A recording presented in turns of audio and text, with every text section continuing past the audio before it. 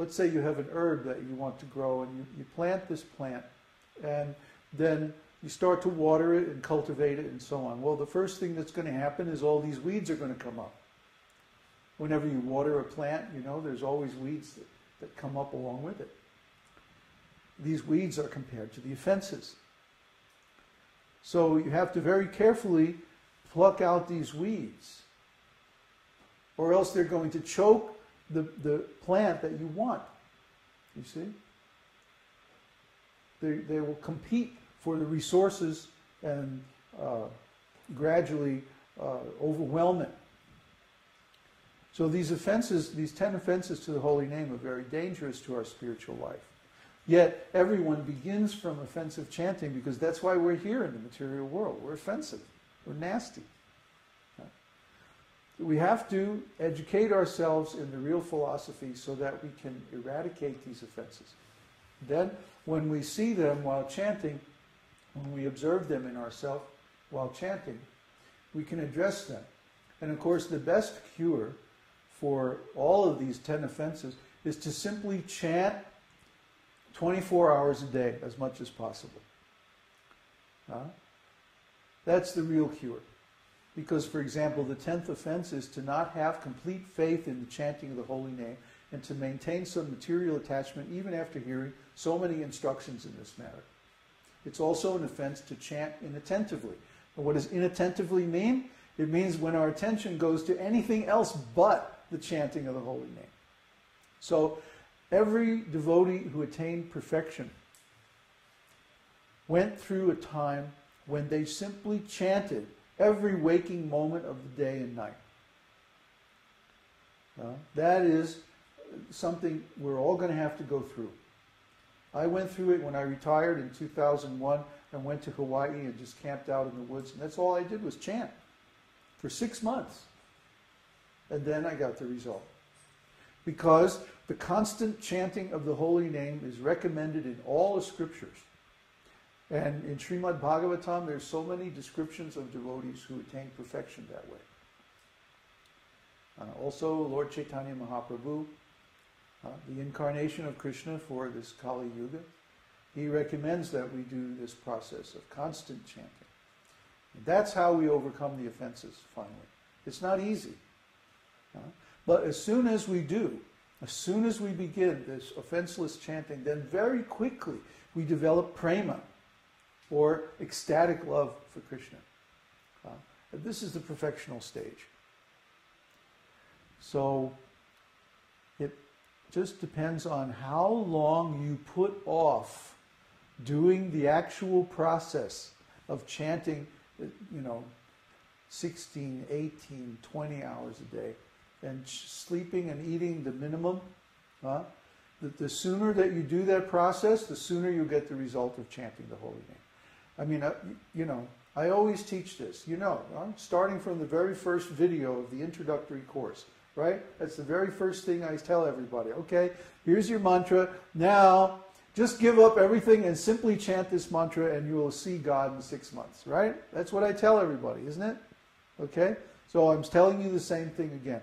This is how you overcome the offenses to the holy name. You just chant. Chant, chant, chant, chant, chant. Yeah? But when we say chant, chant, chant, people say can't. I have to go to work. I have to raise my family. I have to do this. I have to do that. Okay, and what's the result you're going to get from those activities? Is it eternal? No. Is it perfect? No. Will it save you from birth and death? No. So why are you wasting your time exactly? Why aren't you just taking this process? Arrange your life in such a way you can take 6 months off or a year off and just chant. If you believe in it, do it. And you'll get the result. At the same time, we know from practical experience, it's not easy. It's not easy to just give up everything and chant. I know one godbrother of mine went to Srila Prabhupada and said, Srila Prabhupada, I have this burning desire to only chant the holy name and do nothing else. Just like Haridas Thakur, the great Acharya of the holy name. He was very determined, very strongly desiring. And Prabhupada said, oh, okay, give him one cottage and he can simply chant. After 2 or 3 weeks, he was like, I can't do this anymore. I'm going crazy. So it's not so easy. You have to be ready.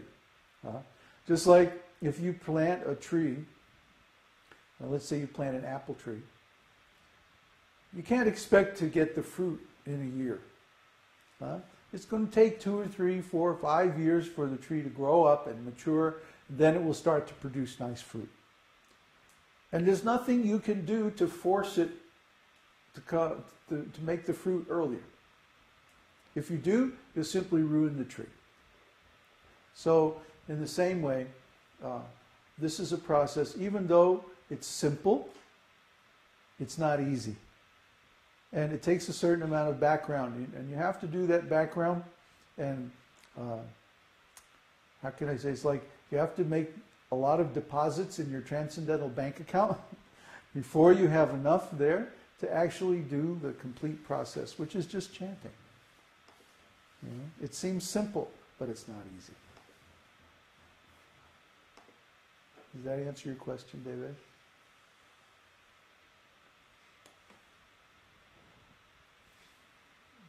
I got disconnected. Oops.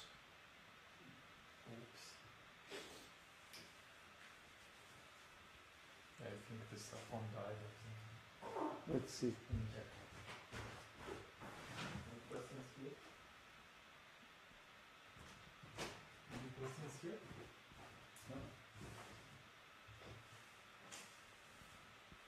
No? Okay. Question from Indira. According to Vedic opinion, there are 2 ways of passing from this world, one in light and one in darkness.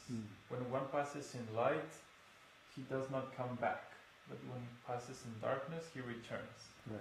Could you please explain the word light and darkness? Light and darkness means by the path of the sun or the path of the moon. In Vedānta-sūtra, this is described in great detail. In the 6 months where the sun goes to the north, this is called in light. And when the sun goes to the south, this is called in darkness. So it might just be reversed here in the southern hemisphere, I'm not sure. But basically, when a soul leaves this world on the path of the sun, first he goes to the sun planet, and then from the sun planet, he goes to the higher planets, such as the planets of the sages, or even Brahmaloka, and then he goes to the spiritual world. But when a soul leaves on the path of the moon, he's still entangled in material desires. And so he has to go to the planet of the ancestors and resolve his karma. And usually that involves agreeing to be born, to take birth again on this earth planet. And so then the soul, after experiencing the good and bad results of his previous karma in the heavenly planets and hellish planets, then returns to this world by the rain. The soul actually comes down in the rain and then enters into food grains. When the food grains are eaten by the man, the soul then enters the semen and then is injected into the womb of a woman and again takes a material body. But the soul who leaves on the path of the sun doesn't have to come back. He can go to the planets of the higher living entities like the great sages and yogis, and then to the planet of Brahma, and then either at the end of the cosmic manifestation when the universe is dissolved and enters back into Vishnu, or even before that, he can transfer his existence to the spiritual world. This is the path that is for all the great devotees, all the pure devotees. They go that way. That's why when we get our initiation, we worship, we chant the Gayatri mantra. Well, it's called the Gayatri mantra, but actually there are many, many Gayatri mantras. Gayatri is simply a meter, a poetic meter that has 22 syllables. So there are many, many Gayatri mantras depending on the object of worship. But when we chant the Gayatri mantra, we worship the sun god, Savitra. The Savitra means one who is glowing, one who is effulgent. So the Savitra is recognized as being the representative of God because he is the source of all the energy, heat and light in the solar system. He gives life to all the living entities. Without the sun, we can't exist. So he becomes like the representative of the Lord. And actually it's stated in Bhagavad-gītā that Krishna says, I gave this same knowledge to the sun god